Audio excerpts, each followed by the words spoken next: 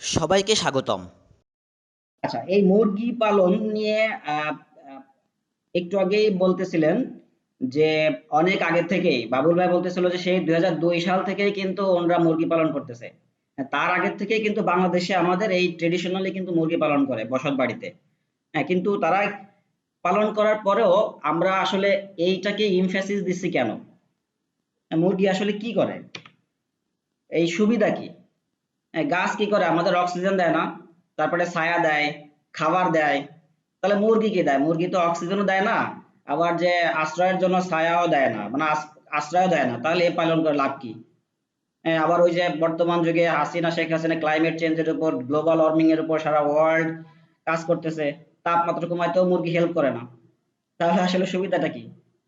সুবিধা হচ্ছে আমরা যদি আমাদের পার্টিসিপেন্টদের এই বসত বাড়িতে মুরগি পালনের ব্যবস্থা করে দিতে পারি, তাহলে তাদের খাদ্য এবং পুষ্টির সর্বসময় যোগান হবে। যে কোনো সময় তারা ডিম খাইতে পারবে, মুরগি খাইতে পারবে। হ্যাঁ, আত্মীয় স্বজন আসলে তারা এমনিতেই খেয়ে ফেলে। আমরা যে এখনকার যে বর্তমান পরিস্থিতি, 5টা মুরগি দেই আমরা একটা এন্টারপ্রাইজে, যদি যাই দেখা যায় যে শোনা হয় যে ভাই খেয়ে ফেলছি, 5টা মুরগি 5টাই খেয়ে ফেলছি।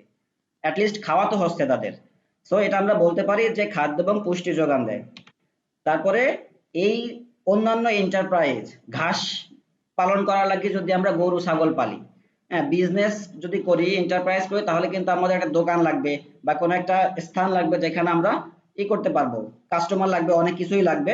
কিন্তু এই মুরগি পালনের ক্ষেত্রে আমাদের অল্প একটু জায়গায়, উঠানে আমরা যেখানে সচরাচর বিচরণ করি, মানুষজন কাজ বাজ করি, সেখানেই কিন্তু আমরা অল্প একটু জায়গা নিয়ে এবং অল্প কিছু টাকা নিয়ে আমরা এই বসত বাড়িতে মুরগি পালন করতে পারি।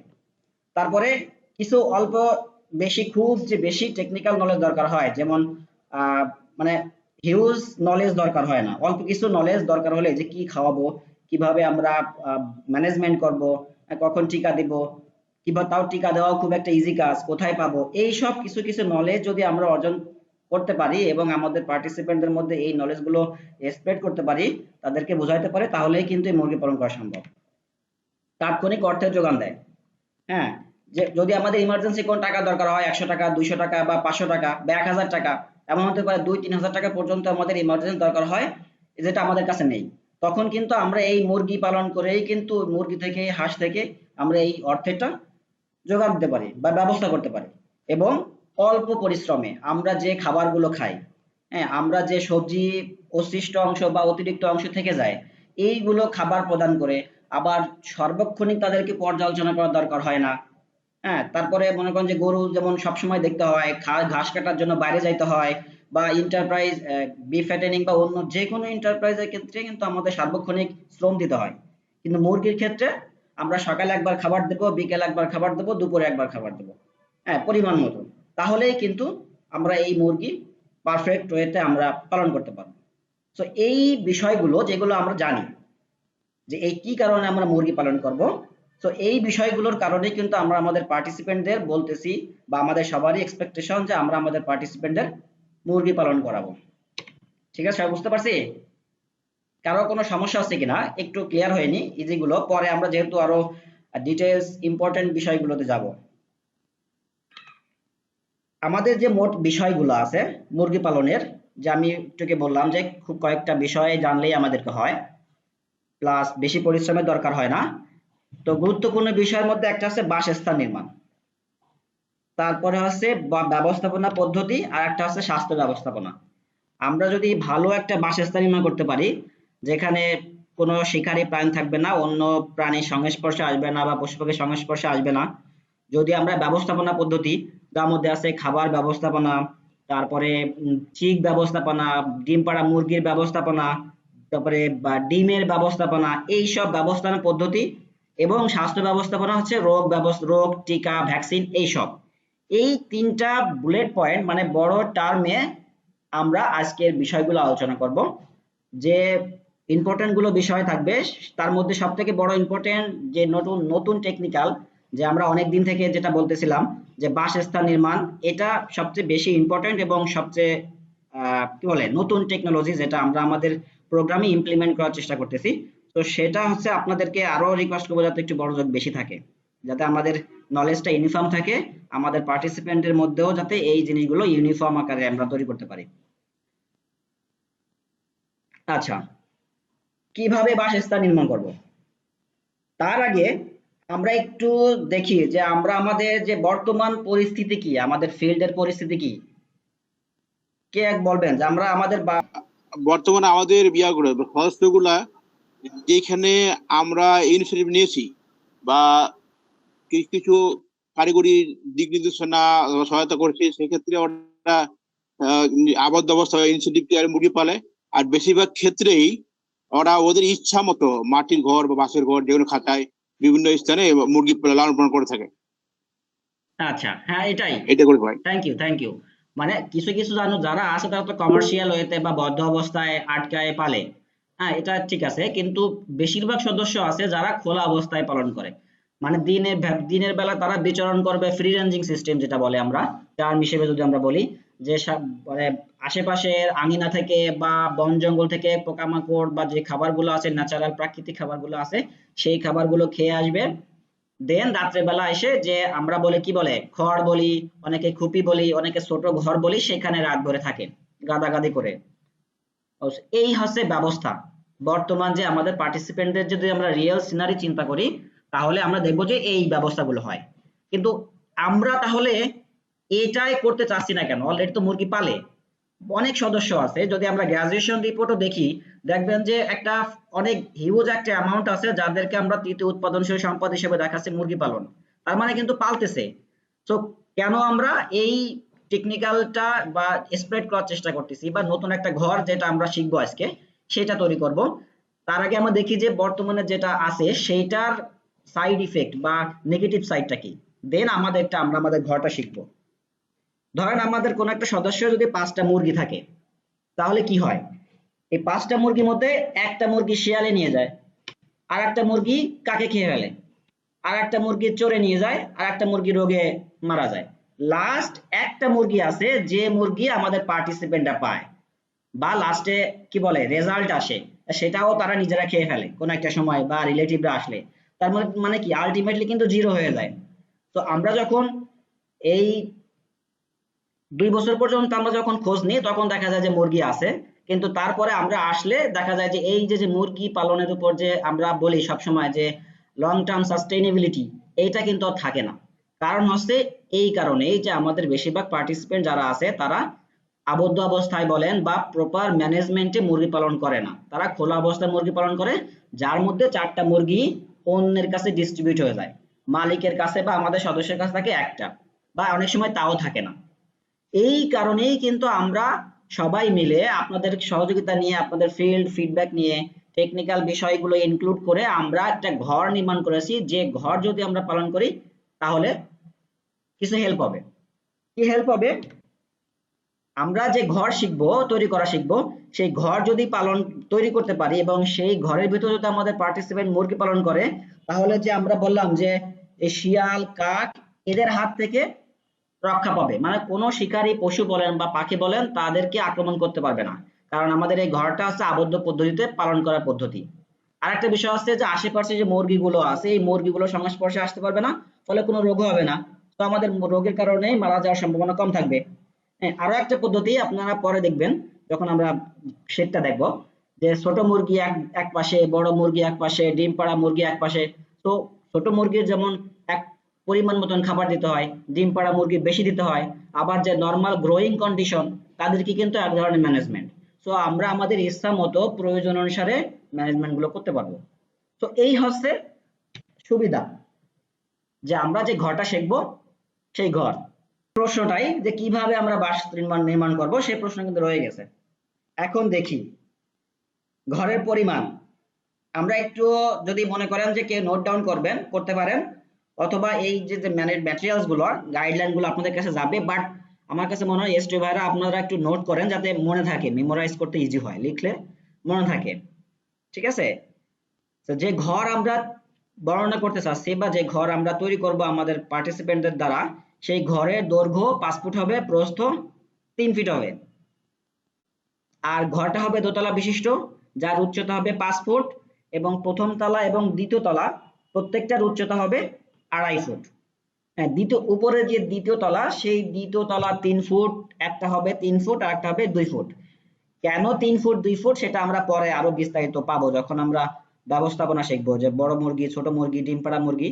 তখন আমরা বুঝতে পারবো যে দ্বিতীয় তলার যে কক্ষগুলা বা এই কক্ষের 3 রকম দৈর্ঘ্য কেন। আর একটা বিষয় আছে, মাটি থেকে ফুলের উচ্চতা 8 ইঞ্চি রাখবো। আর অন্যান্য বৈশিষ্ট্যের মধ্যে কি আছে, দোচালা বিশিষ্ট হবে, চারপাশে টিন হবে। আর আমরা সর্বোপরি আমরা যখন মডেল প্রদর্শন করি তখন যে বেস্ট কোয়ালিটি সেটা প্রেজেন্ট করি, কিন্তু আমাদের পার্টিসিপেন্টের অবস্থা তো আপনারাই ভালো জানেন, তো তারা অতি দরিদ্র। তো তাদের খরচ কমানোর জন্য আমরা ডিজাইনটা ঠিক রেখে অন্য যে কোনো উপকরণ ব্যবহার করতে পারবো। যেমন টিনের চালা পরিবর্তে আপনি মাটির সিমেন্টের চালা দিতে পারেন, বা অন্য কোনো ভালো জিনিস দিতে পারেন। নেটের পরিবর্তে অন্য কোনো নেট দিতে পারেন, বা টেকসই কাঠের পরিবর্তেও যদি ভালো কোনো কিছু থাকে সেটা তৈরি করতে পারেন। তো খরচ কমানোর জন্য আমরা যে কোনো জিনিসই ব্যবহার করতে পারবো, যদি টেকসই এবং আমাদের ডিজাইন ঠিক রেখে।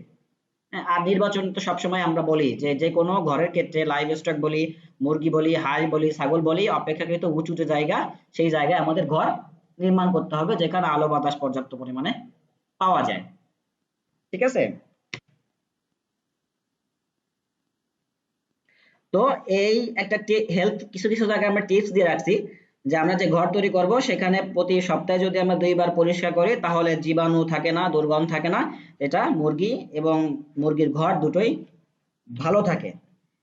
এখানে একটা আউটলাইন দেওয়া আছে, আপনারা এখানে বুঝতে না পারলেও দেখেন এখানে বুঝতে পারেন কিনা। এটা হচ্ছে আমাদের আউটলাইন মুরগির, দেখা যাচ্ছে। এ দৈর্ঘ্য, এই যে প্রথমে আসি আমরা নিচে থেকে, যে দৈর্ঘ্য হবে 5 ফিট, ঠিক আছে, যেটার ফ্লোর থেকে উচ্চতা হবে 8 ইঞ্চি, আর যে প্রস্থ সেটা হবে 3 ফিট। দোতলা বিশিষ্ট ঘর, এটা একতলা, এটা একতলা, দুটোই 2.5 ফুট 2.5 ফুট করে উচ্চতা হবে। এবং নিচে কিন্তু কোনো আলাদা কক্ষ হবে না, পুরোটাই এক কক্ষ যেখানে আমরা বড় মুরগি পালবো ডিম পাড়ার আগ মুহূর্ত পর্যন্ত। ঠিক আছে, এটা নিয়ে আরো বিস্তারিত পরে আলোচনা হবে। তারপর আমি আরেকবার বলে দিচ্ছি যাতে আপনাদের মেমোরাইজ হয় বা মনে থাকে। উপরে যে কক্ষটা আছে সেই কক্ষটা কিন্তু আপনার দুটো কক্ষ থাকবে। এই পাশে দৈর্ঘ্যটা হবে 2 কক্ষ, প্রস্থ তো সবারই এক, সব কক্ষের প্রস্থই কিন্তু 3 ফুট। যে উপরে যে বড় কক্ষ সেটা দৈর্ঘ্য 3 ফুট, এবং বাকি যে ছোটটা আছে সেটা হচ্ছে 2 ফুট। এই বড় যে কক্ষ এটা আমরা ডিম পাড়া অবস্থায় মুরগি রাখবো, এবং যে ছোট সেটা আমরা ছোট যে বাচ্চাগুলো থাকবে সেটা রাখবো। অথবা যে কোনো জায়গায় আমরা যে কোনো মুরগি রাখতে পারি প্রয়োজন অনুসারে। যদি ছোট মুরগি না থাকে তাহলে তো আমরা কক্ষ ফাঁকা রাখবো না। আর যে চালা 2 চালা বিশিষ্ট হবে, দরজা দৈর্ঘ্য আপনারা ছোট বা বড় করতে পারেন সুবিধা অনুযায়ী, তবে প্রতিটি দরজা হবে 1:2 বর্গ ফুট হবে। বুঝতে পারছি সবাই? এটা কিন্তু খুবই ইম্পর্টেন্ট। আমরা এই আউটলাইন দেখি না আরেকটু, তাহলে আমরা একটু 3D মডেলে দেখি, দেখি বোঝা যায় কিনা বা কেমন দেখায়। দেখেন,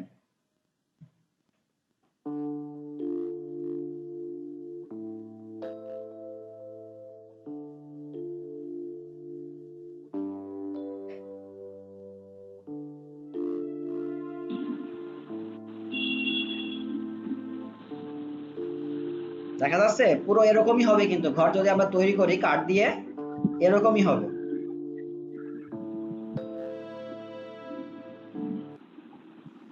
কোনো সাউন্ড নেই তাই না আরিফ ভাই? সাউন্ড ভাই, আছে, এবার শোনা যাচ্ছে। ভাই দেখা যাচ্ছে, ভাই দেখা যাচ্ছে, ভাই দেখা যাচ্ছে, অ্যাঙ্গেল দিয়ে তৈরি করা হয়েছে। যাচ্ছে ভাই, দেখা যাচ্ছে, বোঝা যাচ্ছে, সমস্যা নাই ভাই। আচ্ছা, ইউনুস ভাইয়ের একটা প্রশ্ন ছিল আরিফ ভাই, যে এই ফ্রেম গুলো কি অ্যাঙ্গেল দিয়ে তৈরি করা কিনা? অ্যাঙ্গেল বলতে স্টিলের অ্যাঙ্গেল থাকে। স্টিলের লোহার অ্যাঙ্গেল। আচ্ছা না, এটা তো গ্রাফিক্সে করা হয়েছে, তো সো এটা আপনি স্টিল দিয়ে করতে পারেন, কাঠ দিয়ে করতে পারেন, খুঁটি দিয়ে করতে পারেন, বাঁশ দিয়ে করতে পারেন, যে কোনো কিছু দিয়ে করতে পারেন। খরচ কমানোর জন্য বা যে এলাকায় যেটা পাওয়া যায় সেই উপকরণ দিয়ে আপনি তৈরি করতে পারবেন, যেটা সহজ হয়। ঠিক আছে, আপনি যদি মনে করেন যে স্টিল দিয়ে করলে ইজি হবে, শক্ত হবে, টেকসই হবে, আপনি স্টিলও ইউজ করতে পারেন, কোনো সমস্যা নাই। দেখেন, যদি আমরা রিয়েলিটি দেখি এরকম হবে। এটা আমাদের মাহবুব ভাই রোজিনাপাকে দেখানোর জন্য বা আমাদের হেড অফিসের হাই অফিসিয়ালদের দেখানোর জন্য এই মডেলটা তৈরি করা হয়েছিল, দেন হচ্ছে আপনাদেরকে এই ওরিয়েন্টেশন ব্যবস্থা করা হয়েছে। তো রিয়েলিটিতে যখন আমরা দেখব তৈরি করার পর এরকম একটা ঘর হবে। কারো এলাকা আছে এর থেকে ভালো ঘর? কি ভাই আমার এলাকায় আছে ভাই। সত্যি আছে? আমার এলাকায় তো অনেক আছে, আমি তো কনফিডেন্টলি বলতে পারি। আপনারা তো কেউ বলতেছেন না যে না ভাই এর থেকে ভালো ঘর আছে। না ভাই, আমার এলাকায় আছে, কুড়িগ্রাম অঞ্চলে আছে ভাই, ওর চেয়ে ভালো ঘর। আচ্ছা, যাক, যদি থাকে তাহলে কি করব? যদি কেউ বাণিজ্যিকভাবে মুরগি পালন করে, আমাদের পার্টিসিপেন্ট যারা আছে, অথবা যাদের এর থেকে ভালো ঘর আছে, অনেকে থাকে না এর থেকে ভালো ঘর, আমরা বলতেছি না যে এটাই কিন্তু বেস্ট বা এটাই সব পার্টিসিপেন্টদের 100% এই ঘর করাইতেই হবে। যা মুরগি থাকুক বা না থাকুক, বা যারা কমার্শিয়াল ভাবে করুক বা না করুক, যদি এর থেকে কেউ ভালো ঘরে মুরগি পালন করে, অনেকে রুম করে কিন্তু 20-25টা মুরগি পালন করে বা 15-20টা মুরগি পালন করে, রুম করে, সুন্দর রুম করে, বড়, সেটা কিন্তু এর থেকে ভালো হয়। ভাই হ্যাঁ, জয়পুরহাটে ভাই রুম করে বেশিরভাগ করে ভাই, জয়পুরহাটে। হ্যাঁ, সেই রুম যদি মনে করেন যে এরকম 7 ফিট উচ্চতা হয়, বা যদি প্রপার জি ভাই, যে খাবার দেওয়ার ব্যবস্থাপন থাকে, হ্যাঁ, চারপাশে নেট থাকে, নেটের ব্যবস্থা আছে। নেট যদি টেকসই হয়, চালা যদি টেকসই হয়, যদি মুরগি আবদ্ধভাবে সবসময় পালন করে, হ্যাঁ, অথবা যদি মনে করেন যে আমরা যে ডিজাইন মানে শিখাইলাম মাত্র বা শো করলাম, প্রেজেন্ট করলাম, তার থেকে আরো উন্নত কোনো ডিজাইন থাকতেই পারে, ঠিক আছে? সেই ঘরগুলা যদি টেকসই হয় এবং সেই ঘরে যদি আবদ্ধভাবে মুরগি পালন করে এবং যদি মনে করেন 20-25-30টা করে পালে, তাহলে এই নতুন ঘরের দরকার নেই, ঠিক আছে? জি ভাই, এটা আছে একদমই সিম্পল ব্যাপার। যদি আমরা আমাদের যে ঘর আমরা প্রদর্শন করেছি, যেমন এখানে দেখেন একজন, 3টা ছবি দেওয়া আছে, একজন কিন্তু কমার্শিয়াল ওয়েতে মুরগি পালন করে, তো তাকে যদি বলি যে ভাই এই দোতলা বিশিষ্ট ঘর তৈরি করতে হবে, বরঞ্চ তাকে আমরা ডিমোটিভেট করতেছি, ডিমোশনের দিকে যাচ্ছি। আবার এই যে একজন আপা একটা ঘর তৈরি করছে, সুন্দর ঘর করে নেট দিয়ে টেকসই ঘর, এরকমও যদি থাকে, এখানে কিন্তু এই ঘরের ভিতরে প্রায় 50টা 30-50টা মুরগি পালন করা যাবে। এরকম ঘরও যদি থাকে তাও কিন্তু দরকার নাই। আবার এই পাশে দেখেন একটা আছে, ইনিও সুন্দর করে উপরে তৈরি করছে, শক্ত নেট দিয়ে তৈরি করছে, হ্যাঁ, উপরে চালা আছে, এরকম যদি থাকে, এটা জাস্ট স্যাম্পল, এর থেকে আরো অনেক অনেক ভালো ঘর আছে আমাদের সদস্যদের। যদি থাকে তাহলে আমরা এরকম ঘর তৈরি করব না, দরকার নাই, ঠিক আছে? তো তাদেরকে আর ফোর্স করার দরকার নাই, যাদেরকে এই বেশি ভালো টেকসই ঘর আছে তাদের। আমরা বুঝতে পারছি কিনা ঘর নির্মাণ? জি ভাই, বুঝতে পারছি। আমরা ঘর নির্মাণ অর্থাৎ কি ভাই, ঘরের সামনে